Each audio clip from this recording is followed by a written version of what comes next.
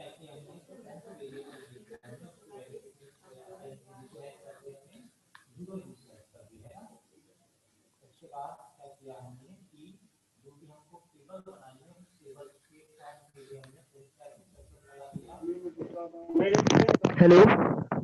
हाँ जी। सर, उस इसमें एग्जाम मतलब सर हेलो हाँ सर, जब भी क्लास लेते हैं ना सर, तो आधा घंटा पहले बता दीजिएगा। तो क्या सब लोग आ जाते हैं? अभी बहुत कम ही लोग आए हैं इसमें तो। बेटा, मैंने बहुत पहले बता दिया था। अब आधा घंटा इतना टाइम तुमको क्यों चाहिए? पता है ना क्लास का टाइम। हाँ सर, वही। यस सर, लेकिन बहुत लड़के लोग नहीं आए हैं, बहुत ही कम दिख रहे हैं। हाँ, तो वही तो प्रॉब्लम है, पढ़ना नहीं चाहते ना। मैंने 15 मिनट 20 मिनट पहले डाल दिया था। Yes sir.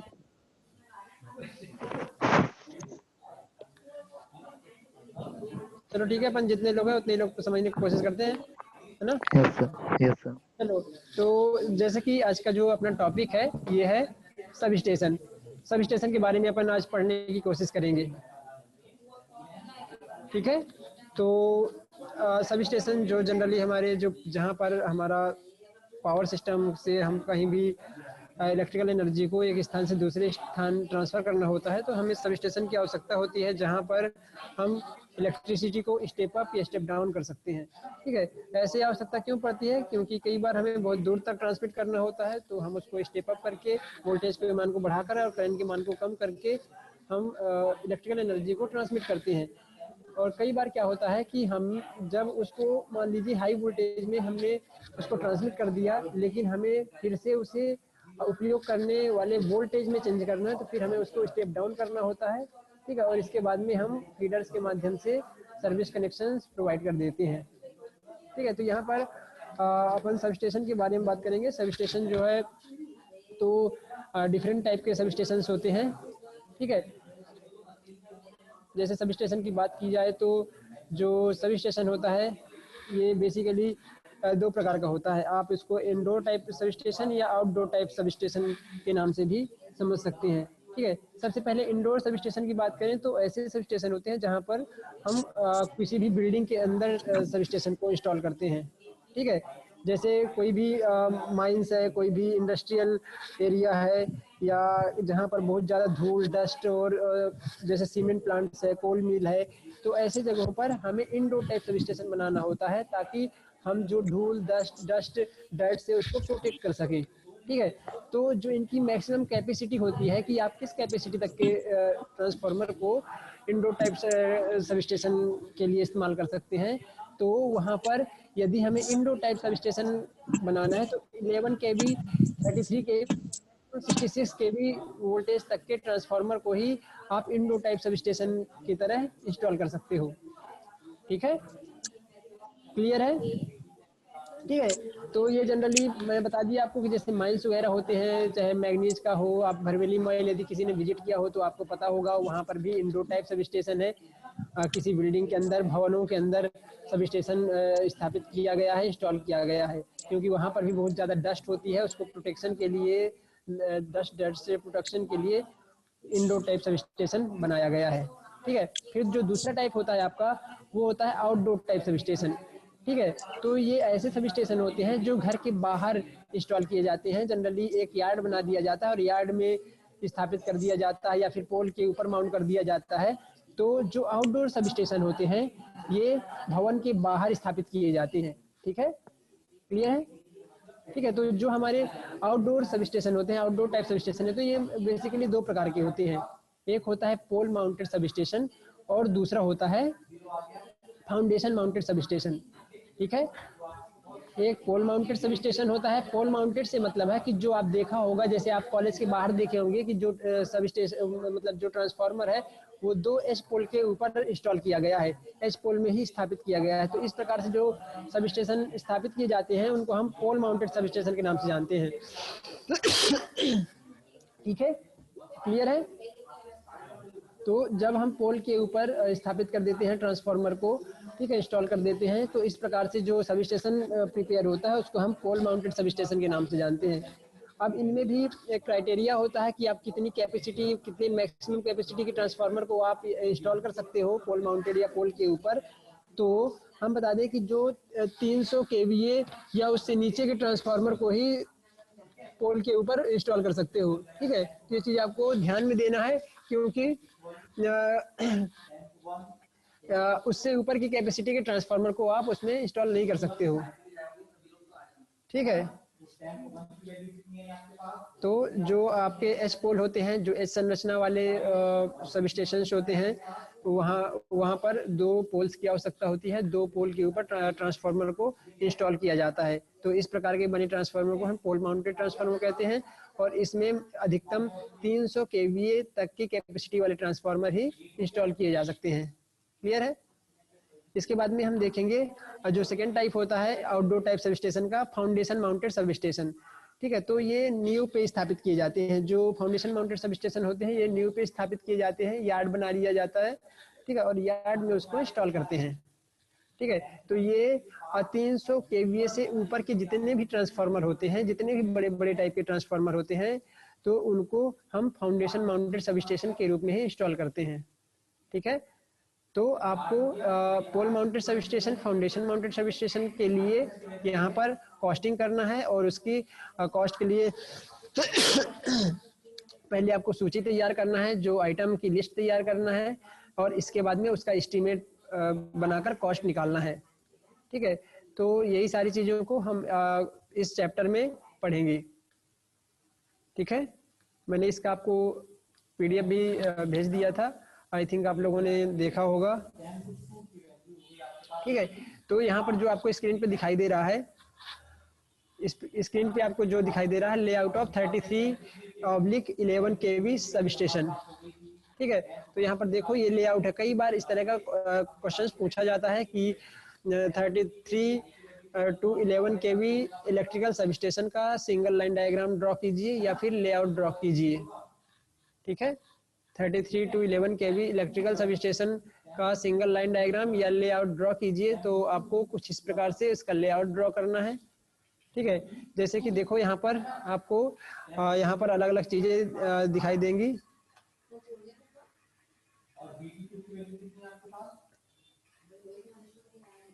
जैसे कि देखो यहाँ पर आप 33 केवी इनकमिंग लाइन है, ये इनकमिंग लाइन है। 33 केवी यहाँ पर आया है।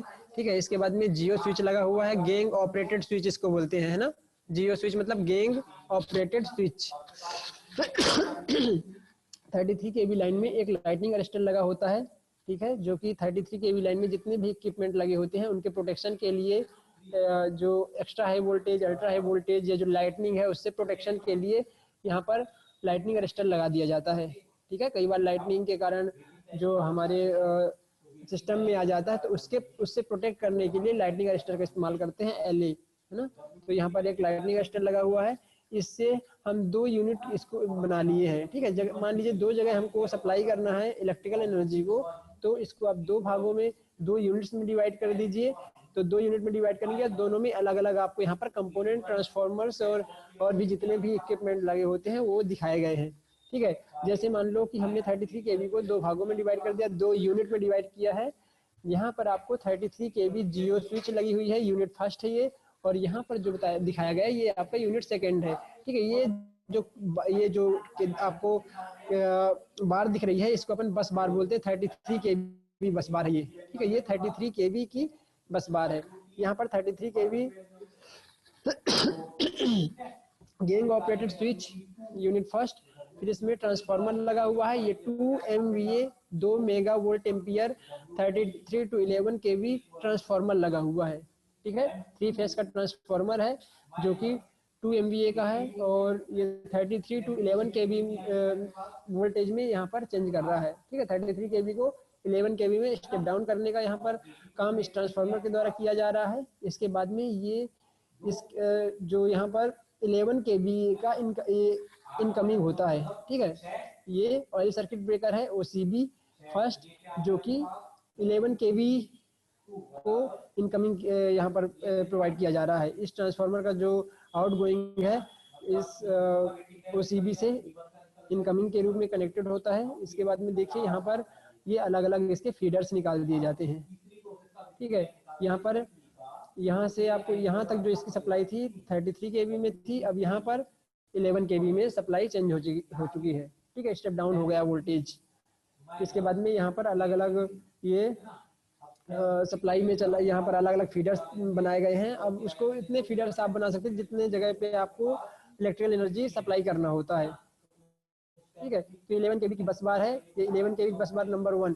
फिर देखिए यहाँ पर देखेंगे यूनिट 2 में, तो इसमें क्या कर रहे हैं कि 33 केवी का ये जियो स्विच लगा हुआ है, गैंग ऑपरेटेड स्विच होता है। गैंग ऑपरेटेड स्विच से मतलब है कि तीनों फेस के लिए यहाँ पर स्विच लगा होता है, जिसको आप एक साथ तीनों को ऑपरेट कर सकते हैं। ठीक है, ये एक तरह से कहना चाहिए आइसोलेटर की तरह होता है, जिसको आप यहाँ से सप्लाई को कट कर सकते हैं या इसको ऑन कर सकते हैं या ऑफ कर सकते हैं। ठीक है, ये ट्रांसफार्मर है 2 MVA का, 2 MVA का 33 टू 11 केवी ट्रांसफार्मर है। ठीक है, 33 केवी को 11 केवी में यहाँ पर स्टेप डाउन कर रहा है। इसके बाद में जो 11 केवी है ये OCB में इनकमिंग होता है। ठीक है, यहाँ पर आपको दिखाई दे रहा है ये OCB 2 है, ऑयल सर्किट ब्रेकर यहाँ पर इस्तेमाल किया गया है। इसके बाद में यहाँ से आप अलग अलग फीडर्स निकाल लिए हैं। यहाँ पर ये बस बार 11 केवी की है, ये सारे ये जो बस बार है ये बस बार कहलाती है। ठीक है, ये जो होती है ये बस बार है। इसके बाद में जो यहाँ से ये अलग अलग जो कंडक्टर्स निकलते हैं इसको हम फीडर बोलते हैं। ठीक है, तो जिसमें बहुत सारे कंडक्टर बहुत अलग अलग जगहों पे सप्लाई को डिस्ट्रीब्यूट किया जाता है, तो उनको हम फीडर बोलते हैं, जिनके द्वारा डिस्ट्रीब्यूट किया जाता है। और जहाँ से ये कनेक्टेड होते हैं जो हमारे फीडर्स, उसको बस बार कहा जाता है। ठीक है, जैसे यहाँ पर 11 केवी की ये बस बार है और इसमें अलग अलग ये फीडर दिखाई दे रहे हैं। क्यों मोहित, तुम क्या लिख रहे हो? ठीक है, ये आइसोलेटर है, ये आपके आइसोलेटर होते हैं। ठीक है, यहाँ पर भी आइसोलेटर है, यहाँ आपका सर्किट ब्रेकर लगा है। ठीक है, सभी फीडर्स के लिए अलग अलग सर्किट ब्रेकर लगे हुए हैं। ठीक है, यहाँ पर भी 3 फेस है, यहाँ पर भी 3 फेस की लाइन गई है, यहाँ भी 3 फेस की लाइन गई है, यहाँ पर भी 3 फेस की लाइन गई है ना, ध्यान ध्यान रखना है। ये अलग अलग फीडर्स हैं, अलग अलग जगहों के लिए ये अलग अलग एक ही बस बार से अलग अलग जगहों के लिए फीडर्स प्रोवाइड किए जाते हैं। यहाँ पर रिएक्टर होता है।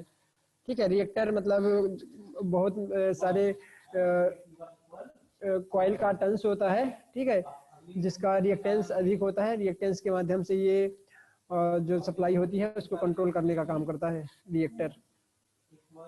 ठीक है, तो कुछ इस प्रकार से आपको डायग्राम को ड्रॉ करना है। ठीक है, ये आउटगोइंग फीडर्स हैं, जहां पर आपको सप्लाई देना है वहां पर आप इसको कनेक्ट कर सकते हैं। ठीक है, यहाँ पर जो सप्लाई आएगी 11 केवी की सप्लाई यहाँ पर आपको मिल जाएगी। ठीक है, सभी फीडर्स में। तो ये सिंगल लाइन डायग्राम है। क्लियर है सभी को? Yes sir. सर ये बस बार क्या होता है? बस बार बेटा ऐसा कंडक्टर जहां पर एक से अधिक फीडर्स जुड़े होते हैं। देखो जैसे मान लो 3 फेस की लाइन आई है, तो पहले एक बस बार से जोड़ दिया जाता है, एक कंडक्टर से जोड़ दिया जाता है। ठीक है, कॉपर की या एल्यूमिनियम की पट्टी होती है। ठीक है, पट्टी होती है, मतलब आपको वहां से कई कनेक्शंस अलग अलग देना है, तो आप पहले बस बार से कनेक्ट करोगे लाइन को, और फिर बस बार के माध्यम से आप उसको आउटगोइंग के लिए कंडक्टर्स को कनेक्ट करोगे। सर इसको ठीक है, तो कनेक्ट पहले करते हैं तो इसकी वैल्यू किस प्रकार से मतलब डिसाइड करते हैं? देखो यहाँ पर 3 फेस आएगा तो 3 ही बस बार लगेंगे। यहाँ पर एक सिंगल लाइन डायग्राम दिखाया गया, इसलिए आपको सिंगल कंडक्टर दिखाई दे रहा है। 3 लाइन के लिए 3 अलग अलग बस बार होंगे, और यहाँ पर भी ये तीनों उससे कनेक्टेड होंगे, उन तीनों से, ये भी इसके 3 उन तीनों से कनेक्टेड होंगे, इसके भी तीनों कंडक्टर उससे कनेक्टेड होंगे। ठीक है, तो हमने यदि हमें यहाँ से कहीं पर आउटगोइंग देना है, तो पहले हम इनकमिंग एक कंडक्टर्स में एक पट्टी में, मतलब ये एक्चुअल में यदि आप देखोगे तो ये कॉपर की पट्टी होती है, मोटी सी कॉपर की पट्टी होती है, या फिर आप देखोगे एल्यूमिनियम की पट्टी होती है। और फिर उसके बाद से अलग अलग फीडर्स जुड़े हुए होते हैं। ठीक है, तो ये इस प्रकार के ये बस बार है, ये ऐसा बस बार लगा देते हैं और इसमें अलग अलग फीडर्स को जोड़ देते हैं। आप तुम लोग वीडियो वगैरह नहीं किए होगे, है ना? किए हो? क्या चीज सर? नो ट्रेनिंग सर, किए हो? No sir. अच्छा, ये सब आप तुम किसी भी सब स्टेशन में जाओगे, तुमको ये सारी चीजें देखने को मिलेंगी, bus bar, feeders, isolator, circuit breaker, reactor, और आपका ऑयल सर्किट ब्रेकर क्या होता है, ट्रांसफार्मर, स्विच गियर और गैंग ऑपरेटेड स्विच, ये सारी चीजें आपको देखने को मिलेंगी, लाइटनिंग अरेस्टर। ठीक है, तो ये सर प्रोटेक्शन के लिए सर हाँ सर ये जो ऊपर में बस बार लगाए हैं 33 kV का लगाए हैं, तो और इसमें हाँ जी। नीचे में जो है कम कम लगाए 11 kV का, तो मतलब हाँ, तो इसकी वैल्यू कैसे जो मतलब चूज करते अब हैं? ये क्या, अरे तो ये क्या है, ये ट्रांसफार्मर हमको 11 केवी में कन्वर्ट कर दिए 33 केवी को, ये ट्रांसफार्मर स्टेप डाउन कर रहा है वोल्टेज को। Yes okay, sir. 33 यस केवी सर। इनकमिंग था, यहाँ पर हमारे पास 33 केवी अवेलेबल था। देखो जितना अधिक से अधिक वोल्टेज स्टेप अप करके ही हम उसको ट्रांसमिट करते हैं। अब मान लीजिए हमारे पास यहाँ पर 33 केवी 132 केवी था या 220 केवी था, उसको हमने मान लीजिए 33 केवी में कन्वर्ट कर लिया। अब डायरेक्ट 11 में नहीं कर सकते या कि 440 में नहीं कर सकते, उसको एक स्टेप बाय स्टेप उसको स्टेप डाउन करना होता है। ठीक है, तो हमने 33 केवी में कर लिया, फिर उसको 11 केवी में कर लिया। अब 11 केवी को यदि हमें आवश्यकता है तो हम उसको 440 वोल्ट में स्टेप डाउन कर लेंगे। ठीक है, तो उसके लिए भी हम यहाँ पर सिंगल लाइन डायग्राम देखेंगे। तो हमने यहाँ 33 केवी इनकमिंग थी यहाँ पर, और जो यहाँ पर आप देखोगे तो ये 11 केवी आउटगोइंग है। क्यों? क्योंकि यहाँ पर हमने 33 two 11 KV transformer, step down type का ट्रांसफार्मर इस्तेमाल किया है। ठीक है, स्टेप डाउन ट्रांसफार्मर का क्या फंक्शन होता है? वोल्टेज के मान को स्टेप डाउन करता है, वोल्टेज के मान को कम करता है। तो यदि यस आप सर बोले कि स्टेप। स्टेप डाउन ट्रांसफार्मर क्या है, तो वोल्टेज को कम करना, ना कि करंट, है ना। Yes sir. स्टेप डाउन मतलब ही होता है कि वोल्टेज कम करना। ठीक है, तो यहाँ पर यस सर। अब यहाँ पर 11 केवी में कन्वर्ट हो गया। 11 केवी ये इनकमिंग, यहाँ पर इनकमिंग हो रहा है 11 केवी, और यहाँ से सर्किट ब्रेकर से 11 केवी निकला, जो कि आपके बस बार से कनेक्टेड है। बस बार 1 ये इसके लिए और बस बार ये 2 है।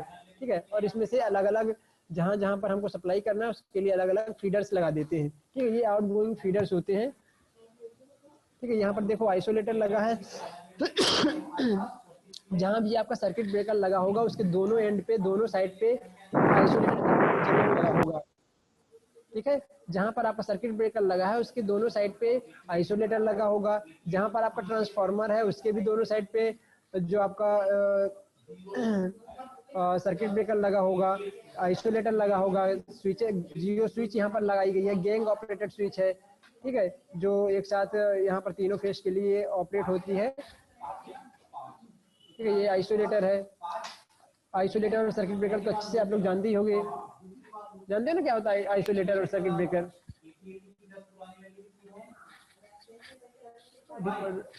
पढ़ लिए तुम लोग कि नहीं पढ़े सर्किट ब्रेकर और आइसोलेटर? सर पढ़ लिए क्यों? हैं। पढ़ लियो, क्या होता है, क्या डिफरेंस इन दोनों में?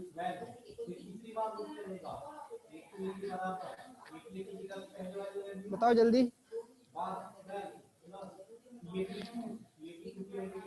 क्यों सोहेल? सोहेल है यहाँ पर? Yes sir. क्यों, क्या होता है सर्किट ब्रेकर और आइसोलेटर में अंतर? कौन बताएगा? मोहित।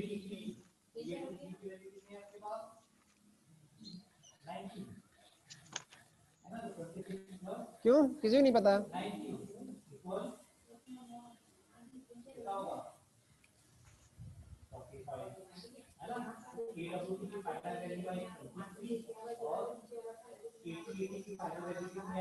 आतिश बताएगा, जितेंद्र, महेंद्र, नीलेश, निशांत, कोई भी नहीं बताओगे? अरे देखो, ये दोनों स्विचेस ही है, एक तरह से स्विच है। देखो इनका मेन हेलो फंक्शन क्या है। हाँ, सर, वो थोड़ा थोड़ा पता है, मतलब ज्यादा पता नहीं, पर मतलब वो तो भूल गए सर थोड़ा मुझे थोड़ा। थोड़ा ही चाहिए, मुझे इतना टाइम नहीं, मैं तुमको पूरा सुनता रहूंगा। Yes sir. सर जो सर्किट ब्रेकर होता है ऑटोमेटिक ऑपरेटर मतलब डिवाइस होता है ना, और ऑफलोड होता है डिवाइस वाला सर, मतलब सर्किट ब्रेकर। अच्छा, और ऑसिलेटर और मतलब जो ऑसिलेटर होता है स्विच के रूप में कार्य करता है सर, बस थोड़ा थोड़ा याद है, वो थोड़ा भूल गए सर। अरे आइसोलेटर एक तरह से एयर ब्रेक स्विच है। ठीक है, एयर ब्रेक स्विच है। एक्चुअल में जो आइसोलेटर होता है बेटा, वो उसको आप ऑन लोड ऑपरेट नहीं कर सकते हो। ठीक है, आइसोलेटर नो लोड कंडीशन में ही ऑपरेट की जा सकने वाली स्विच है। ठीक है, जी। ये यस। एयर ब्रेक स्विच के भी यस इसको आप सर। बोल सकते हो।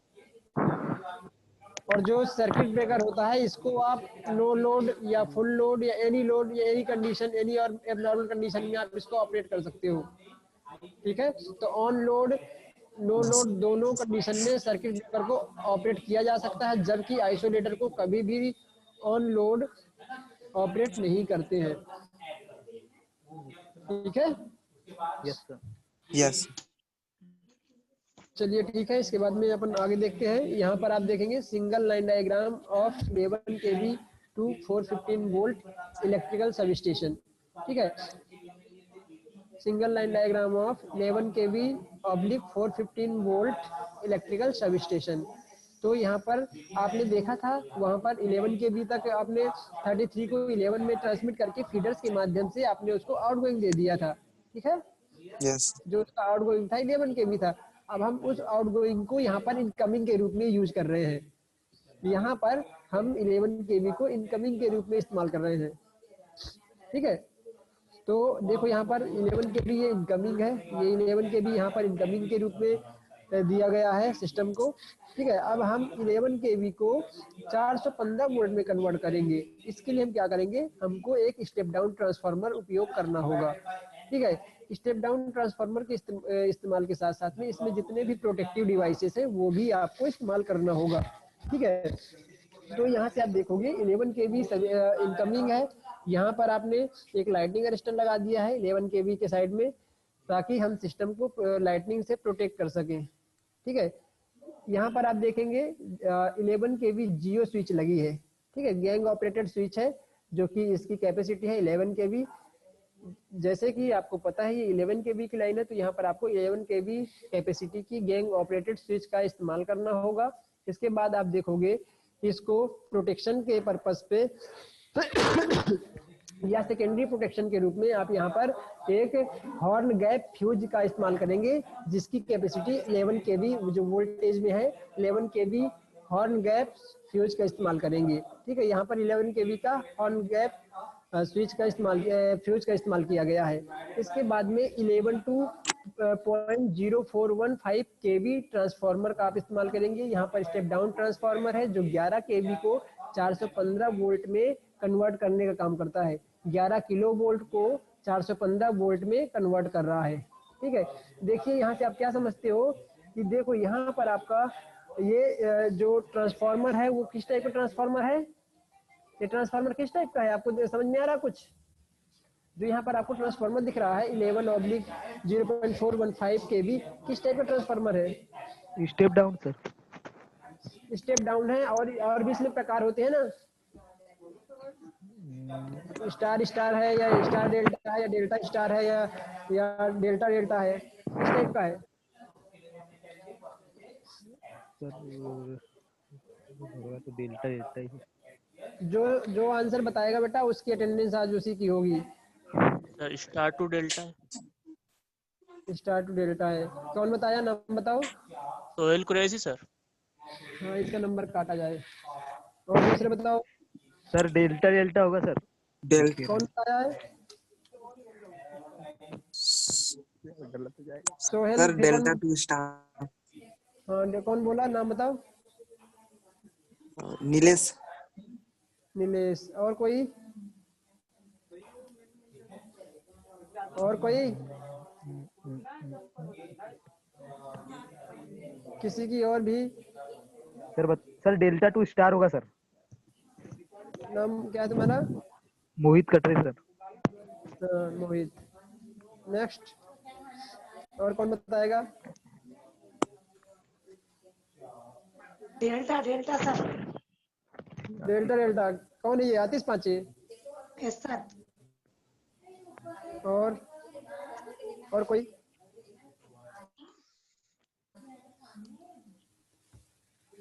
सभी बहुत गधे बच्चे हो, सुनो। बिल्कुल नहीं पढ़ते तुम लोग।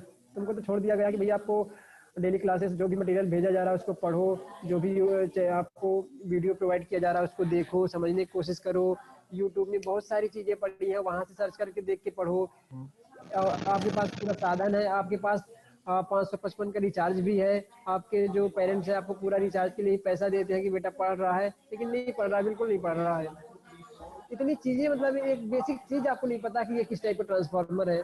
बताओ, तुमने मशीन भी पढ़ लिया है, तुम पावर सिस्टम भी पढ़ रहे हो,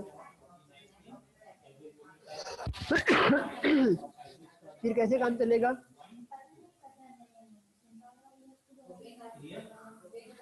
कैसे काम चलेगा? अरे बेवकूफ, तुमको यहाँ पर अर्थ नहीं, ये न्यूट्रल नहीं दिख रहा है जो अर्थ किया गया है, ये अर्थ दिखाया गया है।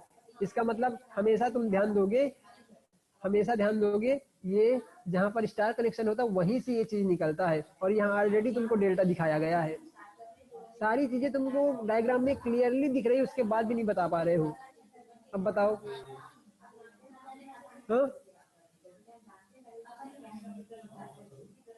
देखो ये डेल्टा ऑलरेडी दिख रहा है, इनकमिंग डेल्टा है, तो डेल्टा और आउटगोइंग क्या है? स्टार। तो delta star, delta to star transformer है, जो कि किसी ने नहीं बताया। मैंने बताया था सर, मोहित कटरे। बताया सर, मोहित कटरे सर, मैंने बताया था delta to star. Star delta मैंने भी बताया था सर। अभी तो सभी बताओगे। नहीं सर, मैंने डेल्टा टू स्टार इसलिए बताया था, ये डेल्टा दिख रहा है और ये जो मतलब अर्थ भी दिख रहा है, इसीलिए डेल्टा टू स्टार बताया था मैंने। बेटा मैंने यहाँ नोट भी किया हूँ कि किसने क्या बोला है ना? सर मैंने बताया था लेकिन सर। ठीक है, तो तुमको पता होना चाहिए कि जहाँ पर ये 3 कंडक्टर यहाँ से आ रहे हैं, 11 kV के हैं, मतलब ओनली 3 कंडक्टर्स आएंगे, जो कि यदि 3 ही आ रहे हैं तो आप हमेशा ध्यान में रखना कि 3 कंडक्टर्स मतलब वहाँ पर डेल्टा ही कनेक्शन होगा। जहाँ कहीं से 4 कंडक्टर बाहर निकल जाए तो समझ लो कि उसके जो उसकी सेकेंडरी वाइंडिंग होगी वो जरूर स्टार कनेक्शन उसकी होगी। ठीक है, तो यहाँ पर स्टार होगा तब तो 4 कंडक्टर निकलेंगे, तब तो यहाँ पर दिखाया गया है, ये आपको दिखाई दे रहा 3 यहाँ पर आपको दिख रहा है, और 3 से 1/2, ये इससे भी आपको पता चल रहा है ये 3 फेस के लिए कंडक्टर्स है, और जो ये हाफ है इसका जो डायमीटर बताया गया है वो किसके लिए बताया गया है? न्यूट्रल के लिए। ठीक है, फिर इसके बाद में ये भी आपका एक तरह से आपका बस बार ही है। ठीक है, ये मेन एलटी स्विच यहाँ पर लगे होते हैं। फिर इसके बाद में ये आपके एलटी फीडर है, लो टेंशन फीडर्स यहाँ पर है। ठीक है, यहाँ पर अलग अलग फीडर, यहाँ पर भी 3 फेस और 1 न्यूट्रल होगा, यहाँ पर भी 3 फेस 1 न्यूट्रल होगा, यहाँ पर भी 3 फेस और 1 न्यूट्रल होगा। ये अलग अलग जगहों के लिए यहाँ से फीडर निकाल लिए गए हैं। क्लियर है? ठीक है, तो यहाँ पर कुछ इस प्रकार से आपको सिंगल लाइन डायग्राम को ड्रॉ करना है। सिंगल लाइन डायग्राम को 11 kV two 415 volt electrical sub station के लिए इस प्रकार से आपको लाइन डायग्राम को ड्रॉ करना है। ठीक है, इस प्रकार के आपको यहाँ से क्वेश्चंस जरूर देखने को मिलेंगे आपके main exam point of view से, ये इंपॉर्टेंट है ना, और इसको भी हमने थोड़ी देर पहले डिस्कस किया था। ठीक है, इसके बाद अपन देखते हैं पोल माउंटेड सब स्टेशन। मैंने आपको बताया था जो पोल माउंटेड सब स्टेशन होता है, ये 2 पोल के ऊपर, एच पोल के ऊपर ट्रांसफार्मर को इंस्टॉल किया जाता है। ठीक है, जब दो पोल के ऊपर एंगल को लगाकर एच पोल बनाकर उसके ऊपर ट्रांसफार्मर को इंस्टॉल करते हैं, तो इस प्रकार का जो सब स्टेशन बनता है उसको हम पोल माउंटेड सब स्टेशन के नाम से जानते हैं। ठीक है, इनकी जो कैपेसिटी होती है, जो ये ट्रांसफार्मर्स हैं, इनकी जो कैपेसिटी होती है, इनकी कैपेसिटी मैक्सिमम 300 kVA तक ही होती है। 300 kVA से अधिक ट्रांसफार्मर को आप पोल के ऊपर इंस्टॉल नहीं कर सकते हैं। ठीक है, 300 kVA या 300 kVA से नीचे वाले ट्रांसफार्मर को हम पोल में स्थापित करके सप्लाई को दे सकते हैं। ठीक है, और यदि 300 kV से ऊपर ट्रांसफार्मर हमें इंस्टॉल करना होता है तो उसके लिए हम फाउंडेशन माउंटिंग सब स्टेशन का इस्तेमाल करते हैं। क्लियर है? चलो मैं आपको दूसरी आईडी सेंड कर रहा हूँ, इसका टाइम खत्म हो रहा है, आप ज्वाइन करेंगे फटाफट।